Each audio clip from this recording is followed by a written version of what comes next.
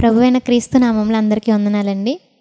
ప్రియులారా, ఒక వ్యక్తికి ఏదైనా హెల్త్ ప్రాబ్లం వచ్చి నువ్వు చికెన్ తినకూడదు, ఒక 1 ఇయర్ వరకు చికెన్ తినకూడదు అని చెప్పినప్పుడు 1 ఇయర్ తర్వాత ఆ చికెన్ అనేది ఆ వ్యక్తికి తీసుకెళ్ళి పెట్టినప్పుడు ఫస్ట్ టైం తను తింటున్నట్లయితే ఎంత హ్యాపీగా ఫీల్ అవుతాడండి?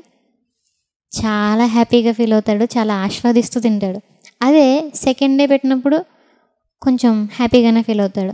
అలా కంటిన్యూగా 1 మంత్ మీరు పెట్టారనుకోండి, 1 మంత్ తర్వాత అంటే ఇంకే ఫుడ్ పెట్టట్లా మీరు, ఓన్లీ చికెను 1 మంత్ చికెనే పెట్టారు.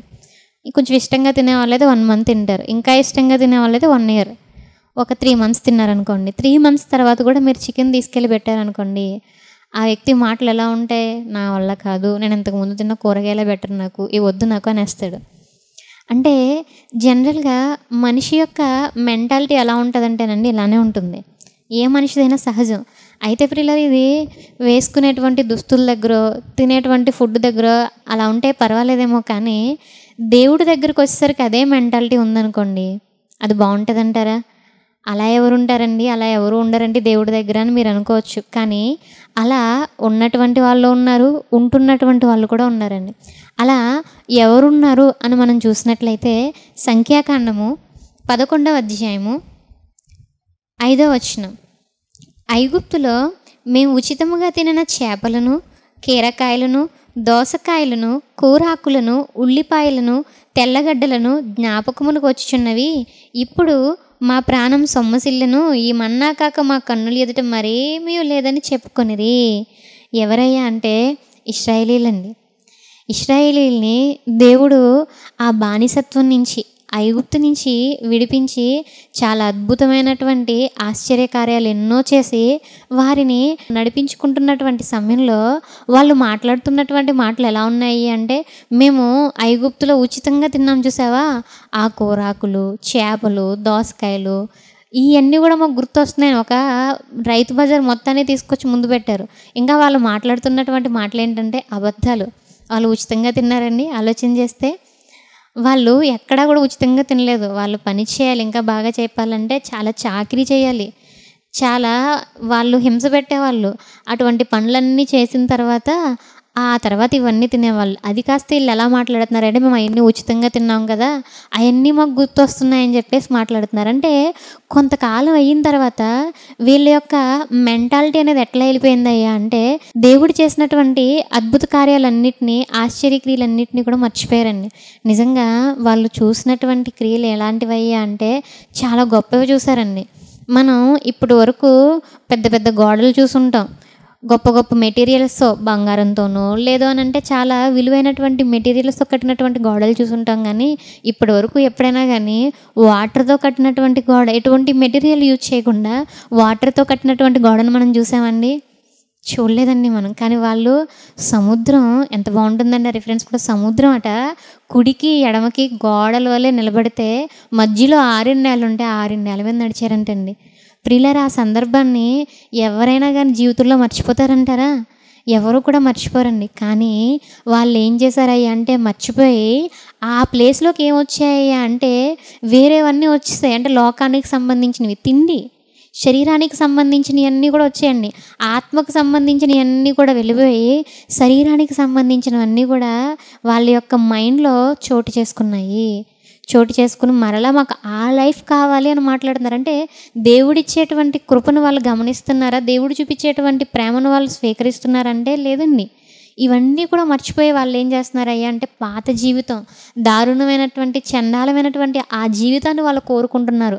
ఆ జీవితాన్ని వాళ్ళు గుర్తు చేసుకున్నారు. నేను అలా ఉంటే బాగుండు కదా అని అనుకుంటున్నారు తప్ప దేవుడు చూపించేటువంటి కృప ఏమైపోయిందయ్యా అంటే వాళ్ళకి రొటీన్ అయిపోయింది అంతే. అంటే లేవడం, బ్రష్ చేయడం, తినడం, పని చేసుకోవడం, పడుకోవడం ఎట్లా ఉంటుందో వాళ్ళకు కూడా దేవుడు చూపించేటువంటి ప్రేమ కానీ, దేవుడు చూపించేటువంటి కృప కానీ, దేవుడు చేసేటువంటి మేలులు కూడా ఎట్లా అయిపోయాయి అంటే ఏదో రొటీన్ అయిపోయాయి, అంత అయిపోయి పాత లైఫ్లోకి వాళ్ళు వెళ్ళిపోతున్నారండి.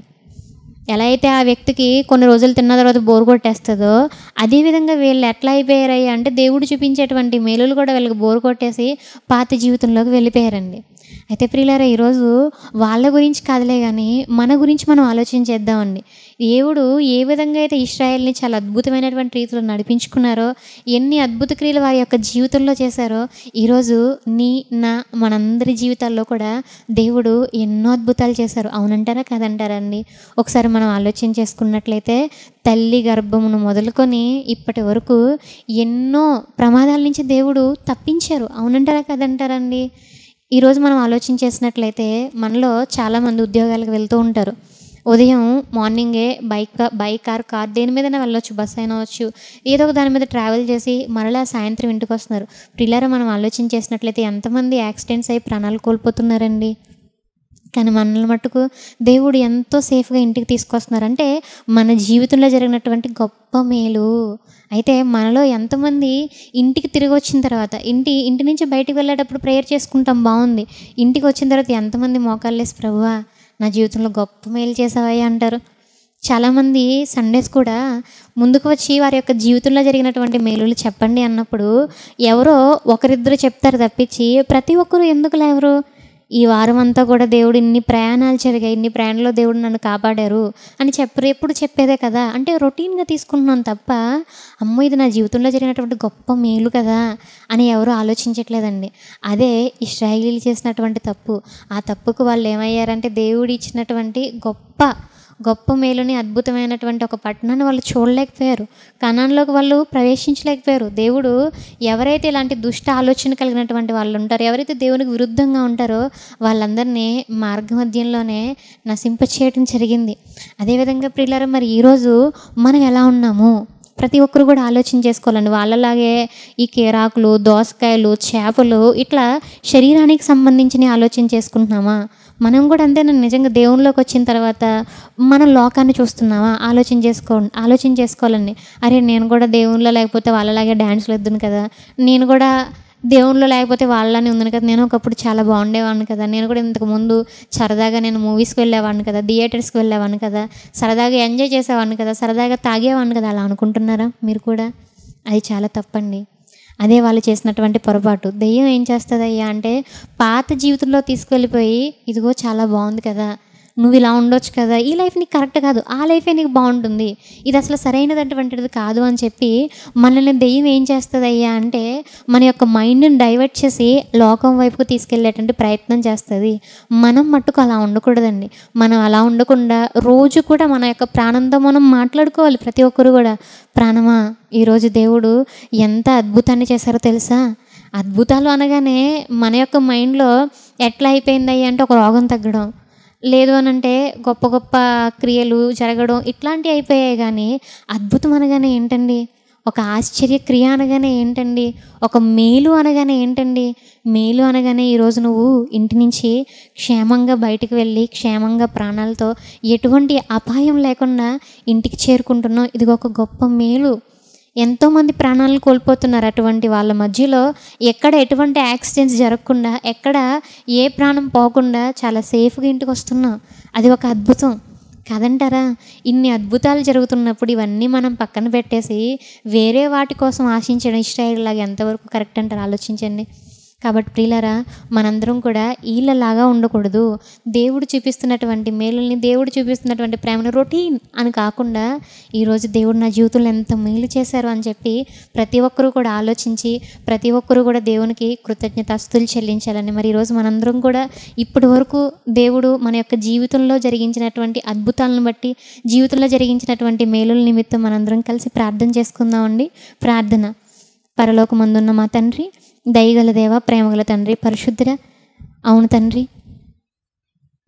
ఈ క్షణాన్ని తండ్రి మరి ఎంతోమంది లోకాన్ని విడిచి ఉన్నారయ్యా తండ్రి. మరి ఎన్నో ప్రయాణాలు చేస్తున్నప్పటికీ కూడా నాయన మమ్మల్ని మట్టుకు ఎక్కడ కూడా తండ్రి ఎటువంటి ప్రమాదము కూడా తండ్రి జరగకుండా ఇలా ఈరోజు సజీవ లెక్కలో ఉంచినటువంటి విధానాన్ని బట్టి కృతజ్ఞతలు తండ్రి. అవును తండ్రి, ఇశ్రాయేలు లాగా తండ్రి మేము కూడా దేవా లోకాన్ని ఆశించి మీరు చూపించినటువంటి, మీరు చేస్తున్నటువంటి ఆశ్చర్యక్రియలు తండ్రి గుర్తించకుండా మేము వాళ్ళలో కలిసిపోకుండా నాయన తండ్రి మీరు కోరుకున్న రీతిగా తండ్రి ప్రతి క్షణం కూడా తండ్రి మీ ప్రేమను ఆలోచిస్తూ మీరు చేసేటువంటి మేలులను గుర్తిస్తూ ముందుకు వెళ్ళే విధంగా మా అందరికీ కూడా సహాయం చేయమని కోరుకుంటూ, విన్నటువంటి ఈ యొక్క వాక్యాన్ని తండ్రి, అపవాదికి తండ్రి ఎత్తుకుని పోకుండా తండ్రి, హృదయం అనే పలకల మీద వాటిని రాసుకుని జీవించే విధంగా మాకు సహాయం చేయండి తండ్రి. ఈ ఉదయకాల సమయంలో ఈ వర్తమానం ఉన్నటువంటి ప్రతి బిడ్డని కూడా జ్ఞాపకం చేసుకుని వారిని దీవించి ఆశీర్వదించమని కోరుకుంటూ తండ్రి, ఇలా మాతో మాట్లాడినటువంటి విధానాన్ని బట్టి కృతజ్ఞతాస్తుతులు చెల్లించుకుంటూ ఈ యొక్క ప్రార్థన క్రీస్తు వారి పేరిట అడిగి వేడుకుంటున్నాం తండ్రి.